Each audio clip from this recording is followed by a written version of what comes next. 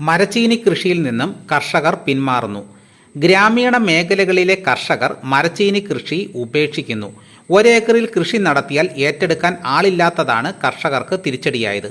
വിളവ് കഴിഞ്ഞ ഒരു മാസം വരെ മരച്ചീനി പിഴുതെടുക്കാനുള്ള കാലാവധി ഉള്ളതിനാൽ വൻ നഷ്ടം വരാതെ കർഷകർ ഒരുവിധം പിടിച്ചു നിൽക്കുന്നു.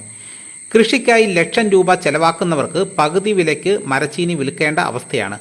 കിഴങ്ങ് ഗവേഷണ കേന്ദ്രങ്ങൾ പ്രോത്സാഹനം നൽകുന്നുണ്ടെങ്കിലും വിപണി തകർന്നതിനാൽ കൃഷിയുമായി മുന്നോട്ടു പോകാൻ കർഷകർ മടിക്കുന്നു. കലിയൻ മരച്ചീനി, വെള്ളപ്പിരിയൻ, സുന്ദരിവെള്ള, കാലൻ, ചിത്തിരക്കാലി, ചുണ്ടുചുവപ്പൻ, മാങ്കുഴന്തൻ, കരിയിലമുട്ടൻ, നൂറുമുട്ടൻ, കാച്ചില്ലി മുടൻ, മഞ്ഞക്കാച്ചിലി മുട്ടൻ തുടങ്ങിയ ഇനങ്ങളാണ് കൃഷിയിൽ ഉള്ളത്. ആനുകൂല്യങ്ങൾ നൽകി മരച്ചീനി കൃഷിയെ പ്രോത്സാഹിപ്പിക്കണമെന്ന് ആവശ്യം കർഷകർക്കിടയിലുണ്ട്. മരച്ചീനി chips, baby food, noodles, bread, പപ്പടം എന്നിവയ്ക്ക് മാർക്കറ്റിൽ ആവശ്യക്കാരില്ലാത്തതും തിരിച്ചടിയാണ്.